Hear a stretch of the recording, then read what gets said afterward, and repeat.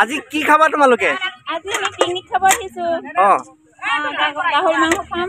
গাহৰি মাংস ব্ৰইলাৰ। তাৰপৰা কেইজনী আহিছা তোমালোক? কেইজনী আমাৰ 12 জনী মান হ'ব। হয়, ঘৰ ওচৰতে নহয় জানো? ঘৰ ওচৰতে।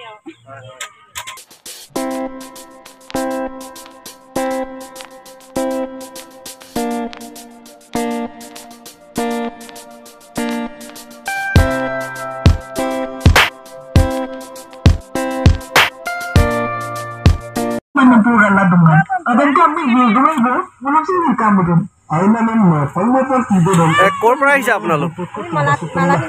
মালাপিন্ধা। হয় হয়, এতিয়া চব গাঁৱৰ মানুহ।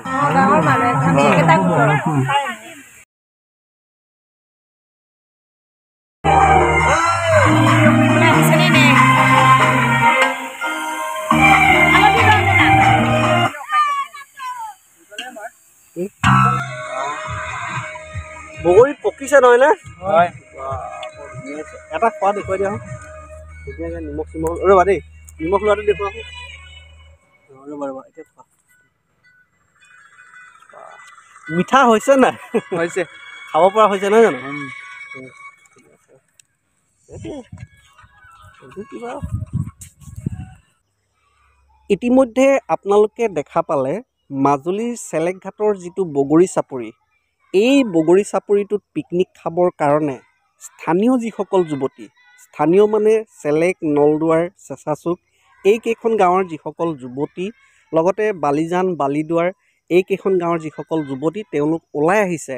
আৰু তেওঁলোকেই নহয়, মাজুলীৰ যিকোনো স্থানৰ লোক ইয়ালৈকে আহিছে, মালাপিন্ধা অঞ্চলৰ লোকো আহিছে।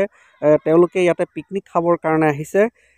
বছৰটোৰ ডিচেম্বৰ আৰু জানুৱাৰী এই দুয়োটা মাহত এই স্থানলৈ যিকোনো লোক আহে, তেওঁলোকে ইয়াত এসাঁজ খুব তৃপ্তিৰে খাবলৈ চেষ্টা কৰে আৰু নাচি বাগি ফূৰ্তি কৰি দিনটো পাৰ কৰে।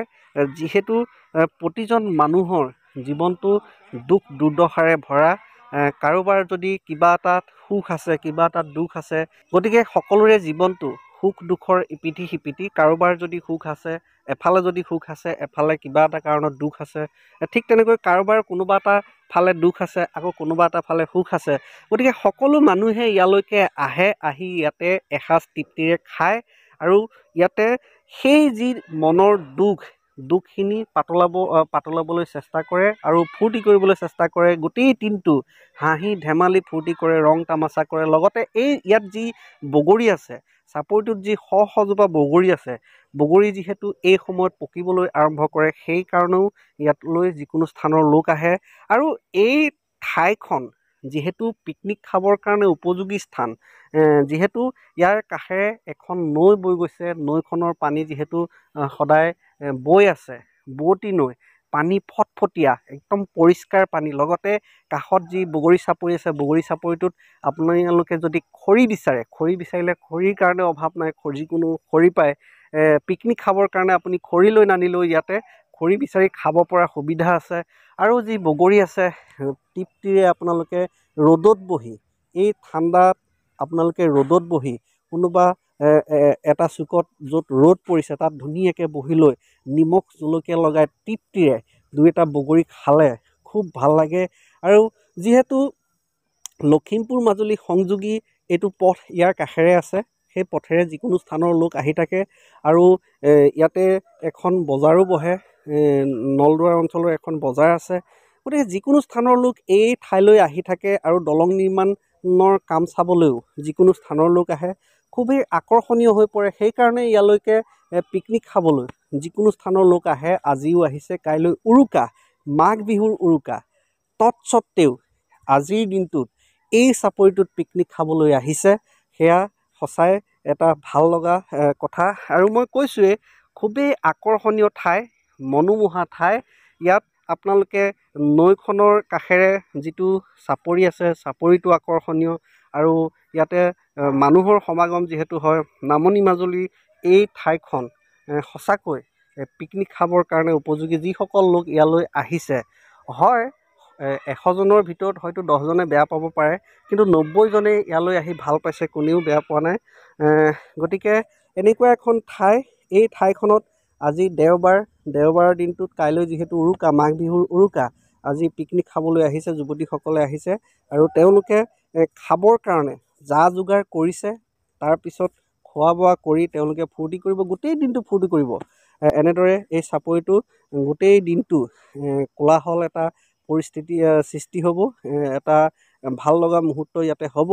যি কি নহওক, আৰু এই যিখন দলং, এই দলংখন আপোনালোকে দেখাই পাইছে। এই দলংখন অসমৰ মাননীয় মুখ্যমন্ত্ৰী ডক্টৰ হিমন্ত বিশ্ব শৰ্মা ডাঙৰীয়াই 2022 চনৰ 11 ডিচেম্বৰ তাৰিখে নিৰ্মাণ কাৰ্য শুভাৰম্ভ কৰিছিল আৰু তাৰ পাছত এই দলংখনৰ নিৰ্মাণ কাৰ্য দ্ৰুতগতিত চলিবলৈ আৰম্ভ কৰিছিল। 2 বছৰ পাৰ হৈছে। এই 2 বছৰত এই দলংখনৰ 90% কাম সম্পূৰ্ণ হ'ল আৰু যি কাম আছে সেয়া দুমাহৰ ভিতৰত সম্পূৰ্ণ হ'ব বুলি আমি আশাবাদী। আৰু 2 মাহৰ পাছত আপোনালোকে এই দলংখনৰ ওপৰত উঠিব পাৰিব। যদিও দলংখন আনুষ্ঠানিকভাৱে শুভাৰম্ভ কৰা নহয়, তথাপিতো আপোনালোকে যদি ইচ্ছা কৰে দলংখনৰ ওপৰত উঠি ইফালৰ পৰা সিফাললৈ যাব পাৰিব। সেয়া নিশ্চিত হৈ থাকক। সেয়া দেখুৱাইছোঁ, আপোনালোকে চাওক। বেছি কাম নাই, ওপৰত ঢালাই কাম আছে আৰু ঢালাই লগতে যি ক্ৰেছ বেৰিয়াৰ বা যি ফুটপাথ, ডিভাইডাৰ, সেইবিলাকৰ কাম আছে। সেয়া থাকিলেও কোনো কথা নাই। 2 মাহৰ পাছত এতিয়া আপোনালোকক হয়তো ইয়ালৈ আহিলে দলংখন চাব বিচাৰিলে তলৰ পৰা চাব দিছে, ওপৰলৈ আপোনালোকক যাবলৈ দিয়া নাই। কিন্তু 2 মাহৰ পাছত সেয়া হয়তো বাধা নাথাকিব। 2 মাহৰ পাছত আপোনালোকে ইচ্ছামতে ইফালৰ পৰা সিফাললৈ এপাক যাব পাৰিব, উঠিব পাৰিব। সেয়া নিশ্চিত হৈ থাকক। আৰু যিখন দলং, দ্বিতীয়খন দলং, লখিমপুৰ মাজুলী সংযোগী দ্বিতীয়খন দলং, সেই দলংখন সোৱণশিৰি নদীৰ ওপৰত ইতিমধ্যে নিৰ্মাণ কৰি আছে। সেই দলংখনৰ নিৰ্মাণ কাৰ্য দ্ৰুত গতিত চলি আছে। বাৰিষাৰ সময়ত স্থবিৰ হৈছিল, কিন্তু খৰালি হোৱাৰ লগে লগে সেই দলংখনৰ নিৰ্মাণ কাৰ্যও দ্ৰুত গতিত চলি আছে। নদীৰ বুকুত কেইটামান ৱেল ফাউণ্ডেশ্যনৰ কাম বাকী আছে। বাকী যিমান কাম আছে সকলোতে কাম প্ৰায় হৈ গৈছে। ফাউণ্ডেশ্যনৰ কাম হৈছে, পিয়েৰৰ কাম হৈছে, পিয়েৰ কেপৰ কাম হৈছে, PSC বক্স গাৰ্ডাৰ নিৰ্মাণ কৰা হৈছে, PSC আই গাৰ্ডাৰ নিৰ্মাণ কৰা হৈছে। সেই দলংখন যিহেতু PSC বক্স গাৰ্ডাৰ আৰু PSC আই গাৰ্ডাৰ নিৰ্মাণ কৰা হ'ব, গতিকে সেইবিলাকো নিৰ্মাণ কৰি আছে। সেই দলংখন, এই দলংখন মই কৈছোঁৱেই, আৰু 2 মাহ আপোনালোকে অপেক্ষা কৰক। 2 মাহৰ পাছত এই দলংখনৰ ইফালৰ পৰা সিফাললৈ আপোনালোকে খোজকাঢ়িব পাৰিব, যাব পাৰিব। যদিও বা আনুষ্ঠানিকভাৱে শুভাৰম্ভ কৰা নহয়, তথাপিতো আপোনালোকে এবাৰ দলংখনত উঠিবলৈ সুযোগ পাব। আৰু যি দ্বিতীয়খন দলং, লখিমপুৰ মাজুলী সংযোগী দ্বিতীয়খন দলং, সেই দলংখন আপোনালোকক মই নিশ্চিতভাৱে কথা দিছোঁ, আপোনালোকে 2025 চনত সেই দলংখনৰো 70-80% কাম সম্পূৰ্ণ হোৱা আপোনালোকে দেখিবলৈ পাব। ইয়াতে এটা কথা, যদি প্ৰাকৃতিক দুৰ্যোগে বাধাৰ সৃষ্টি নকৰে, প্ৰাকৃতিক দুৰ্যোগ মানে আপোনালোকে জানেই, মোৰ সকলো ভিডিঅ'তে এই কথাটো মই ক'বলৈ চেষ্টা কৰোঁ। ধুমুহা, বৰষুণ, বানপানী, ভূমিকম্প, এনেকুৱা ধৰণৰ দুৰ্যোগবিলাকৰ কথা কৈছোঁ। এনেকুৱা দুৰ্যোগে যদি বাধাৰ সৃষ্টি নকৰে, লগতে যিটো গতিৰে দলংখনৰ নিৰ্মাণ কাৰ্য চলি আছে, সেই গতি যিকোনো কোনো কাৰণত যদি বন্ধ কৰিব লগা নহয়, তেতিয়া আপোনালোকে সেই দলংখনৰ নিৰ্মাণ কাৰ্য 2025 চনত 70-80% দেখা পাব। আৰু সেয়া মাজুলীবাসীৰ বাবেই নহয়, সমগ্ৰ অসমবাসীৰ বাবেই ভাল হ'ব। যিহেতু যিখন যোৰহাট মাজুলী সংযোগী দলং, সেই দলংখন আপোনালোকে জানে বৰ্তমান নিৰ্মাণ কাৰ্য বন্ধ হৈ আছে আৰু প্ৰায় 6-7 মাহেই হৈছে বুলি ক'ব পাৰি। এতিয়ালৈকে নিৰ্মাণ কাৰ্য বন্ধ হৈ আছে আৰু কেতিয়া সেই দলংখনৰ নিৰ্মাণ কাৰ্য পুনৰ আৰম্ভ হয় সেয়াও আমি এতিয়ালৈকে জানিব পৰা নাই। কিন্তু এই দুখন দলং, লখিমপুৰ মাজুলী সংযোগী এই দুখন দলং, চেলেকঘাটৰ আৰু ধূনাগুৰিৰ এই দুখন দলঙৰ নিৰ্মাণ কাৰ্য আমি দেখা পায়ে আছোঁ, সদায় দেখা পাইছোঁ, দ্ৰুত গতিত চলি আছে। সেইকাৰণেই কৈছোঁ, এই গতি যদি অব্যাহত থাকে, 2 মাহৰ পাছত আপোনালোকে মাজুলীৰ চেলেকঘাটৰ দলংখনত আপোনালোকে হেঁপাহ পলুৱাই এবাৰ উঠিব পাৰিব। আৰু 2025 চনত আপোনালোকে ধূনাগুৰিৰ যিখন দলং, সোৱণশিৰি নদীৰ ওপৰত যিখন দলং নিৰ্মাণ কৰা হৈছে, সেই দলংখনৰ 70-80% কাম আপোনালোকে দেখা পাব। সেয়া নিশ্চিত থাকক। আজিলৈ ভিডিঅ'টো ইমানেই।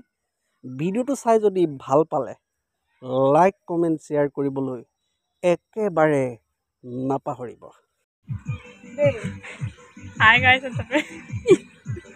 Ini ping batu mana mobile na Rajiv da channel to subscribe kori dibo.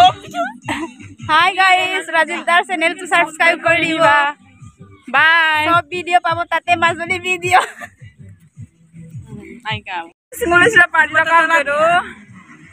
Apnar apne alaka algo jasa mil paunga.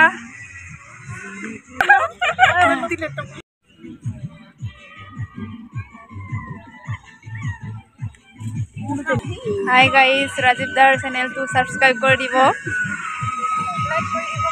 Like, comment, share kori dibo, please, please. Party la kaam karo alaka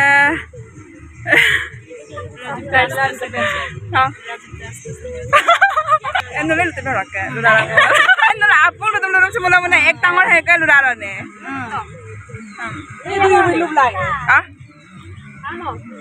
Hi guys, ngol sila party da ka gurung jaga sami na ora polo kiri ar man ori toli ka guru at apeng atunarum dukum segera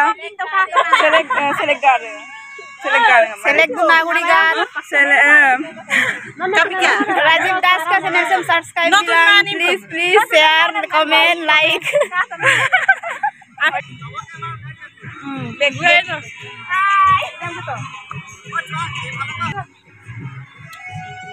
Hi Ino kira hinom dulu ya Pemalang